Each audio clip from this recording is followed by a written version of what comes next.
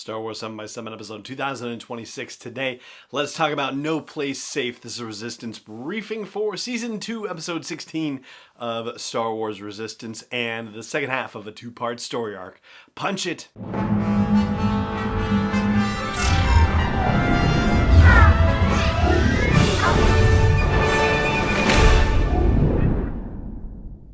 Hey Rebel Rouser, I'm Alan Voivod and this is Star Wars 7x7. Thank you so much for joining me for this episode. So this is a full spoiler Resistance briefing for No Place Safe.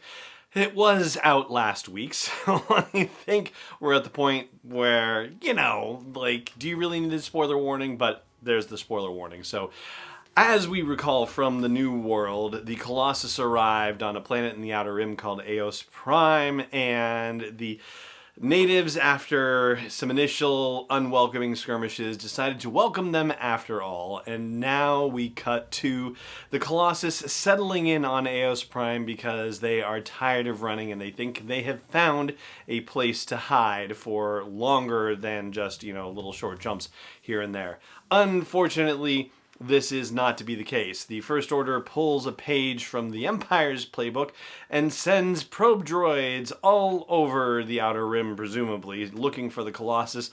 One of them happens to take up residence in the orbit of Eos Prime, and the Colossus is already down there, and I guess the probe droid isn't able to scan down to the surface to look for them or anything like that. It's just scanning around in space, but that's going to be enough, because meanwhile, on the surface, Kaz is looking out wistfully, and now that everybody's settled down, he's thinking that he needs to leave the Colossus and go rejoin the Resistance and get back into the fight. So he's in touch with Norath Kev, who is voiced by David Diggs of Hamilton fame, who has been in a couple of previous episodes. And they agree to rendezvous near Batuu, yes, near the home planet of Galaxy's Edge. And so Kaz takes off, but unfortunately, he's spotted by the probe droid, which manages to disable his ship before Kaz is able to actually destroy the probe itself. But, of course, the probe is able to send out a warning and say, hey, there's some activity here, which, of course, gets to the First Order, and the First Order says, oh, that's Kaz's ship, that means the Colossus has to be nearby, so let's go. And then it becomes a race of, can Kaz get his ship prepared in time to get back down to Eos Prime and warn the Colossus that no place is safe after all? Well, of course he's able to get down there in time of a sort, because as the Colossus is taking off, the First Order arrives and sends out TIE squadrons, which are being led by Lieutenant Gallic with her new second-in-command, Tam Rivora, to disable the Colossus by any means necessary. And this ends up creating a situation where, it's rather remarkable, but I can believe this to be the case, that pilots are able to tell each other apart by flying styles. There's a moment in the battle where when Tam is watching Jarek Yeager's ship fly around, he's like, that's not the kind of move I would expect from Jarek Yeager, and realizes, oh, that's probably Kaz piloting the thing. And Kaz makes a run at the Star Destroyer itself that's arrived in the system as a means of trying to help surprise them, help, enable the escape of the Colossus. And Tam, realizes, that, only he would be so crazy as to try a stunt like that. But in the meantime, Kaz seems to think that it's Tam who's actually following him and who nearly kills him on his way into attacking this Star Destroyer. But the truth of it is actually a little bit different. See, what Kaz tells Yeager after the fact is that he thinks it was Tam who had a lock on him and that she would have killed him, and Yeager has to say, look, she chose to go that way, and, as much as we wish things were different, she's with the enemy now, and we're going to have to treat her like the enemy. But the reality of the situation is that she had a target lock on Kaz and was hesitating.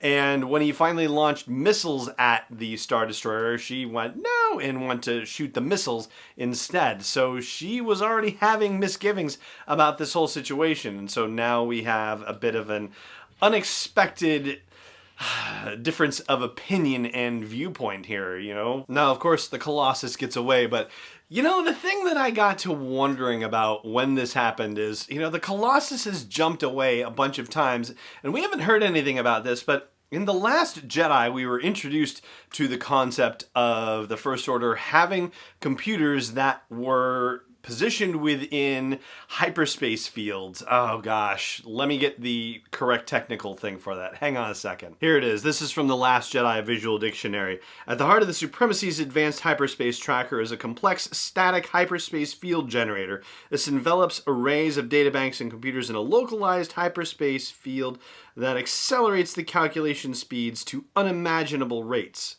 Now, that was on the Supremacy, but they did say in The Last Jedi that if they didn't disable the tracker correctly or, did it while getting caught, that they could just switch the tracking over to the next lead ship, which suggests that it isn't just the Supremacy that's capable of this hyperspace tracking. So if that's the case, why isn't the First Order just following the Colossus the same way that the rest of the First Order fleet managed to follow the escaping Resistance fleet in The Last Jedi? I'm wondering if that's going to be something that occurs to the folks at Star Wars Resistance before this season and series are through, but I don't know, maybe the tech is only in certain Star Destroyers or something like that. I don't know. Anyway, it just did occur to me finally, after all of these hyperspace jumps in 17 episodes, why wouldn't they have figured out where the Colossus is going and just followed them and created that situation too? I don't know. Anyway, so naturally they get away and we have this new perspective on Tam and this new perspective on how Jarek and Kaz think of Tam, and we move into the final 3 episodes of Star Wars Resistance. We'll talk about what's on deck after the break. Stay tuned. Hey Rebel Rouser, I've made some changes to the asteroid belt level at patreon.com/SW7X7, and they are all with sponsors in mind. So if you want to get the word out about your business, your product, your service to a dedicated Star Wars audience, then please check out patreon.com/SW7X7 and look for the asteroid belt level for details. Again, that's patreon.com/SW7X7. Welcome back. Alright, so episode 17 of Star Wars Resistance is going to be Rebuilding the Resistance, and we will be talking about that very soon. In fact, tomorrow. The episode actually debuted on Sunday night on Disney XD. Was it Disney XD or the Disney Channel? Excuse me. Yeah. Anyway, the point is that that's what we'll be talking about tomorrow, which will catch us up all the way for Star Wars Resistance, at least until next weekend when we get the season and series finale. But for now, that's going to do it for our look at No Place Safe and for this episode of the show as well. Thank you so much for joining me for it, as always, and may the Force be with you wherever in the world you may be. Star Wars 7x7 is not endorsed or sponsored yet by Lucasfilm Limited, Disney, or 20th Century Fox, and is intended for entertainment and information purposes only. Star Wars, the Star Wars logo, all names and pictures of Star Wars characters, vehicles, and any other Star Wars-related items are registered trademarks and/or copyrights of Lucasfilm Limited or their respective trademark and copyright holders. May the Force be with them. All original content is copyright 2020 by Star Wars 7x7. We hope you love it.